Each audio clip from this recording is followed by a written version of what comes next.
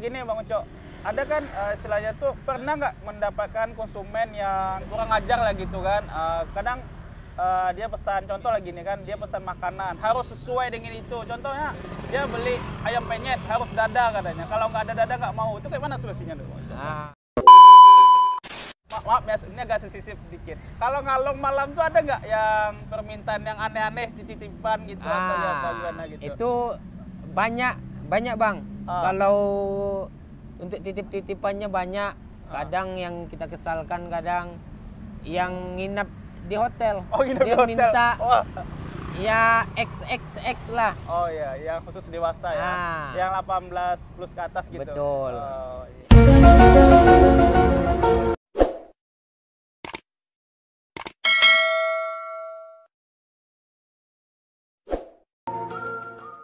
Oke, assalamualaikum warahmatullahi wabarakatuh. Waalaikumsalam warahmatullahi wabarakatuh. Oke, teman-teman sekalian, para penonton setia channel RD Cadel.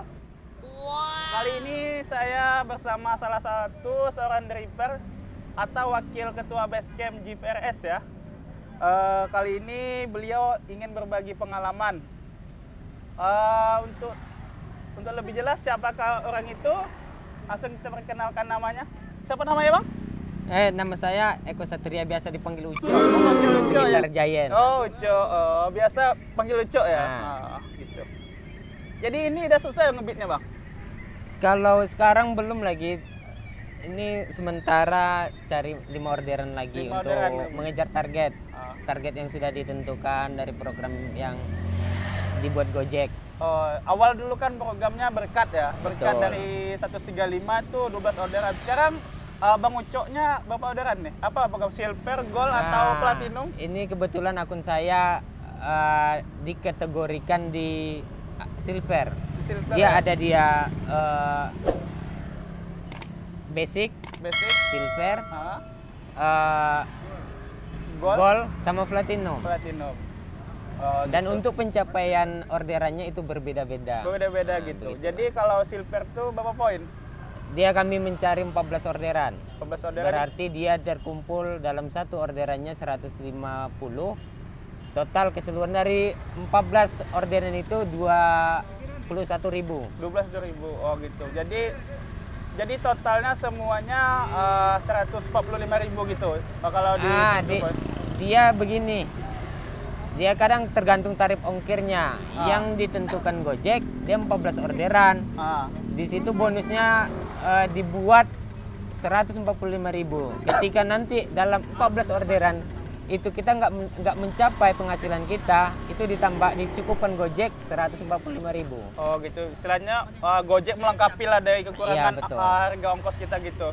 Oh ya Bang Uco atau Bang Eko, selama ngojek lah di sistem sekarang ini dalam 1 bulan ini, apa keluh kesah yang dirasakan? Apakah tambah susah atau gimana? Kalau keluh kesahnya untuk ngebit ya, pengalaman ngebit ya. Banyak sih Bang. Kalau di jalan kayak cuaca, itu kadang kita harus fokus juga. Kalau di jalan kita harus fokus juga dalam berkendaraan. Pengalaman saya udah berapa kali nih kecelakaan, udah ada 2 kali. Karena mungkin saya nggak fokus juga di jalan. Jadi yang paling diutamakan tuh keselamatan kalau dalam kita ngebit. Itu yang paling utamakan. Kalau untuk keluhan di customer tuh berbagai macam keluhannya. Terutama ada keluhannya customer kita udah ngechat customer tersebut.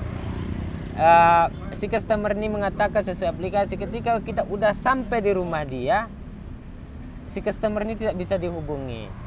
Begitu. Jadi nanti kita menunggu sekitar 10 menit atau 15 menit. Itu kalau dia udah cepat dia konfirmasinya. Kalau enggak nanti ada sebagian kawan si customer ini nggak bisa dihubungi.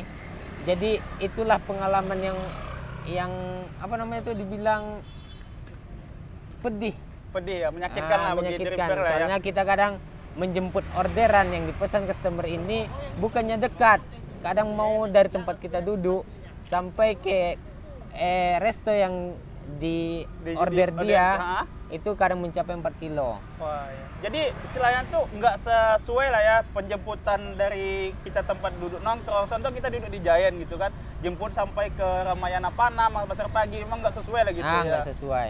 Jadi waktu tadi kan Bang Ucok mengatakan pernah mengalami kekerasan apa namanya itu kecelakaan gitu. Betul. Itu kecelakaan itu waktu ngebut ngejar orderan atau gimana tuh?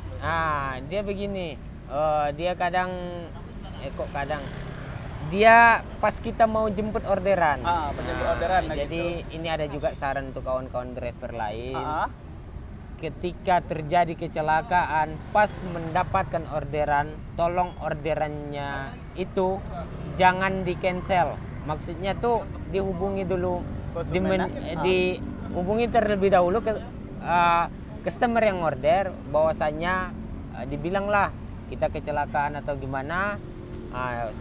Sesudah itu hubungilah dalam menu bantuan di aplikasi driver tersebut, menghubungi CS Gojek langsung dan ceritakan kronologinya. Ketika mana tahu nanti kita dalam kecelakaan itu parah, dia ada asuransi dari Gojek. Oh gitu. Jadi pas kecelakaan itu langsung ada Gojek langsung datang pengawasnya atau apa betul. Gitu. Dia yang biasanya dibilang Satgas Gojek. Satgas Gojek. Kan baru. Gitu. Gini Bang Ucok. Ada kan istilahnya tuh pernah nggak mendapatkan konsumen yang kurang ajar lah gitu kan? Kadang dia pesan, contoh lagi nih kan, dia pesan makanan harus sesuai dengan itu. Contohnya dia beli ayam penyet harus dada katanya. Kalau nggak ada dada nggak mau. Itu kayak mana solusinya tuh? Itulah. Apa saran untuk konsumen kayak gitu? Kalau saran dari saya untuk customer yang seperti itu, alangkah baiknya ketika kita ngorder yang customer inginkan itu kan kadang begini.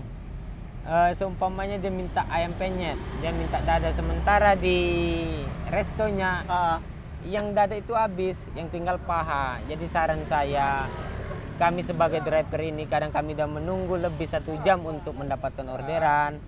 Tiba orderan dapat kayak gitu, customer yang didapatkan pun seperti itu. Mohonlah menerima apa yang kami antar gitu. Itu setidaknya itu menghargai kami menghargai gitu. driver gitu ya. Betul. Jadi memang adalah istilahnya keluh kesal gitu. Gini lagi, ini kan pernah ngalong nggak gitu? Kalau ngalong, minggu-minggu kemarin saya sering juga ngalong sama kawan-kawan. Kalau maaf ya, ini agak sesisip dikit. Kalau ngalong malam tuh ada nggak yang permintaan yang aneh-aneh titipan gitu atau apa gimana gitu? Itu banyak Bang. Kalau untuk titip-titipannya banyak. Kadang yang kita kesalkan, kadang yang nginep di hotel. Nginep dia di hotel. Minta ya XXX lah. Yang khusus dewasa ya. Yang 18 plus ke atas gitu. Betul. Jadi kan kadang kayak kami sebagai driver nih membeli ke tempat yang dia maksud. Contohnya di Indomaret disuruh beli XXX tadi, kami segan gitu. Nanti dalam pikiran kami yang make gitu. Sementara itu titipan dari customer gitu. Jadi ini saran juga dari customer, alangkah baiknya kalau mau hotel, mau nitip, janganlah menitip yang XXX tadi. Karena apa? Kami sebagai driver segan untuk membelinya, bukannya kami tidak mau, kami segan gitu. Di situ ada ya istilahnya kata orang kode etik kita sama seorang gitu. Istilahnya gini Bang Ucok, itu untuk masalah privasi lah. Itu kalau selama ngojek pernah nggak mengalami kekerasan gitu Bang Ucok? Kalau saya pribadi belum pernah. Tapi kalau kawan-kawan dari dengar-dengar isunya itu pernah. Jadi kita lebih hati-hati ya. Kalau dari saya sendiri pengalaman pribadi belum pernah sama sekali. Oh ya nih Bang Ucok, bisa gak kasih saran sama konsumen yang order? Ini kan mau lebaran, mau puasa nih. Betul. Bentar lagi mau puasa nih. Jangan sampai kejadian kayak seperti tahun-tahun sebelumnya. Konsumen nih biasanya ngorder dia gini, pas mau buka dia ngorder tapi mau cepat. Itu kayak mana solusinya? Bisa kasih saran nggak sama konsumen yang hobinya kayak gitu, kayak mana? Jadi begini, ini saran suara kami dari driver ke customer yang setia ngorder di Gojek.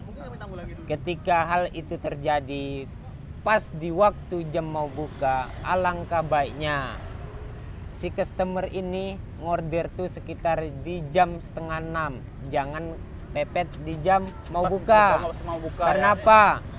Kami sebagai driver nih, sebagian kawan-kawan ini puasa gitu. Iya. Jadi alangkah baiknya si customer ini membantu kami untuk menambah pendapatan kami, dan kami pun pasti kami akan melayani sebaik-baiknya.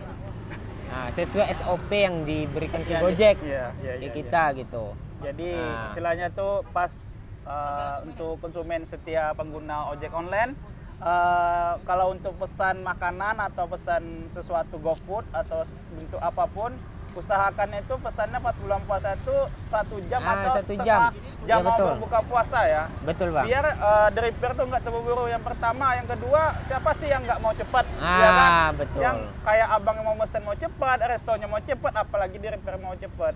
Ya. Dan satu lagi, Bang, dia di pas jam sahur. Di pas jam ngalong ya, pas ngalong. Ini di ngalong. jam sahur ya. Pernah kejadian tahun Pernah. sebelumnya? Ini saya sendiri mengalami.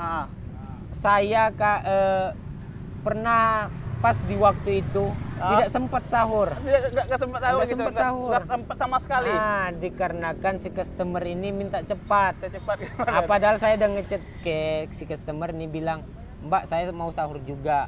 Tapi si namanya istilahnya dia pun mungkin panik, baru bangun tidur, baru lihat jam, oh jam segini mau habis waktu sahur, dia langsung order, dia minta cepat. Ya mau gimana lagi?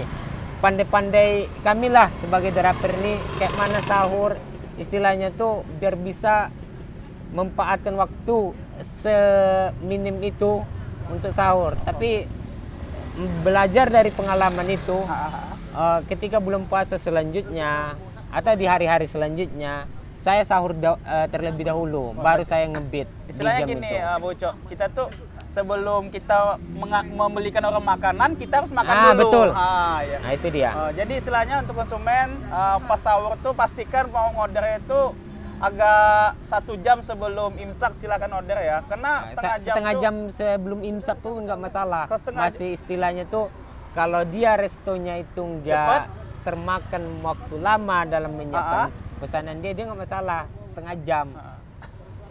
Oh ya, gini Bocok, ada nggak pesan untuk disampaikan untuk PT Gojek Internasional, Gojek Indonesia, Gojek PT GI dengan penempatan harga ongkos nih ya?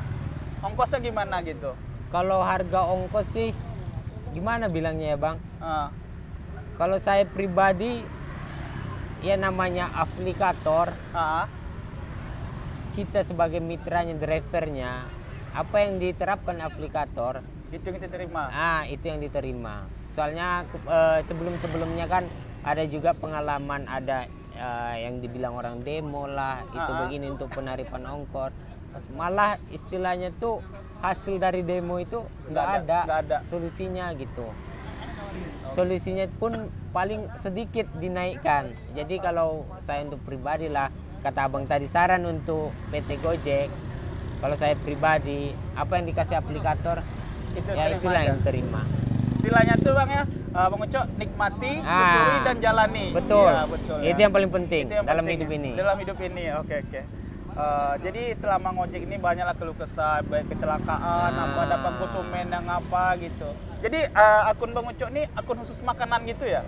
Kebetulan akun saya tuh dikategorikan akun khusus menjemput makanan customer gitu ya. Oh ya, ini satu lagi Bocok. Pernah nggak mendapatkan orderan fiktif atau misalkan konsumennya mesan, setelah itu konsumen nggak bisa dihubungi, sedangkan makanan udah dibeli, kayak mana tuh? Itu pernah juga mengalami seperti itu. Jadi kalau ini saran untuk customer juga, kalau udah ngorder tolong standby kan HP-nya. Jadi kami driver nih ketika kami bilang mau OTW ngantar orderan, jadi kami tidak menunggu lagi. Karena istilahnya kalau kami menunggu lagi otomatis waktu kami termakan. Kami di sini juga mencari target. Jadi cari target untuk cari orderan gitu. Jadi kalau untuk orderan fiktif tadi itu tuh ketika nanti customernya nggak bisa dihubungi, otomatis kami menelpon CS Gojek untuk diserahkan kemana makanan? Itu arahan dari Gojek. dari Gojeknya itu kami kasih ke panti asuhan. Panti asuhan. Tapi itu tergantung pribadi. Panti asuhan yang mana gitu panti kan? asuhan atau panti asuhan dalam perut kita atau itu panti asuhan yang di Sukakarya atau gimana. Oh gitu. Pokoknya pandai-pandai kita lah. Pandai-pandai kita. Istilahnya kita menjalankan SOP ya. Betul. Oke. Lanjut. Sebelumnya ini saya terima kasih juga sama Ardi Cadel official yang sudah berkunjung ke basecamp GPRS kami. Saya mewakili suara dari kawan-kawan yang di GPRS. Sekali lagi saya ucapkan terima kasih. Ya alhamdulillah. Ya terima kasih kami ucapkan kepada Bang Eko atau Bang Ucok ya selaku wakil basecamp GPRS. Oh ya, ini kan kita berbicara basecamp. Kenapa sih harus direktur Gojek nih ikut basecamp gitu? Kalau ini ya pengalaman saya ya.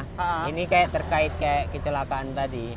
Ketika kita berbasecamp, pas naasnya istilahnya kita mengalami kecelakaan, kita bisa ini konfirmasi ke kawan. Contohnya begini, posisi basecamp kita istilahnya tuh ngebit. Contohnya di Panam, jadi kita ngantar orderan ke kota, contohnya ke Jalan Riau. Ketika mana tahu kita nanti terjadi kecelakaan di areal-areal sana, yang gunanya basecamp ini begini, kita share ke grup bahwasanya kita kecelakaan. Nanti yang basecamp kita itu, grup ketuanya, dia akan konfirmasi ke basecamp yang terdekat di mana tempat kita kecelakaan. Jadi penanganannya itu cepat. Dan si ketua ini tadi nanti dia akan konfirmasi juga ke kawan-kawan ketua komunitas lain. Dan dia akan konfirmasi juga ke kantor dan orang kantor akan mengutus satgas untuk menemui kita yang lagi kecelakaan itu, seperti itu. Jadi sangat penting bagi saya pribadi untuk kita berbasecamp. Sisi positifnya ada, kalau sisi negatifnya itu pasti ada. Pasti ada. Yang namanya hidup tuh pasti ada baik, ada buruknya ya kan. Selagi yang baik kita lakukan, pasti ada juga yang nilai negatif sama orang lainnya gitu. Tapi ada juga yang bilang gini, sebagian sih orang beranggapan basecamp itu membuat orang berkotak-kotak katanya. Bahkan pas kita datang ke basecamp lain, mukanya masam, itu kayak mana Mucok? Atau pribadi atau kalau ini pribadi ya, dari saya, itu tergantung ke kita, tarik ke pribadi kita. Seperti apa kita istilahnya tuh kita datang ke rumah orang, gimana cara kita istilahnya tuh bergaul di tempat yang baru. Kalau kata orang berkotak-kotak itu tarik ke diri kita sendiri aja. Diri sendiri aja ya. Namanya kita hidup di rantauan. Kalau saya kan asalnya dari Rokanhulu. Rokanhulu ya. Bang Ardi. Jadi kan istilahnya kita merantau ke Pekanbaru, kita jadi driver Gojek, kita perlu berkawan gitu. Ya. Memperbanyak kawan. Karena apa? Namanya kita hidup di rantau orang. Kalau sendiri itu tidak bisa. Kita butuh kawan. 1000 kawan tidak cukup, 1 lawan susah begitulah. Ya gitulah. Oke lah, terima kasih Bang Ucok atas bincang-bincang waktunya pas sore ini, walaupun Bang Ucok belum tupo ya. Belum tupo. Ini kebetulan saya mencari 5 orderan lagi, insyaallah. Tetap semangat Bang ya. Semoga rezeki Abang lancar. Amin. Dipermudah segala urusannya, dipercepatkan jodohnya. Amin. Amin. Oke teman-teman, cukup sekian bincang santai saya bersama driver Gojek. Semoga bermanfaat. Wabillahi taufiq wal hidayah. Wassalamualaikum warahmatullahi wabarakatuh. Waalaikumsalam warahmatullahi wabarakatuh.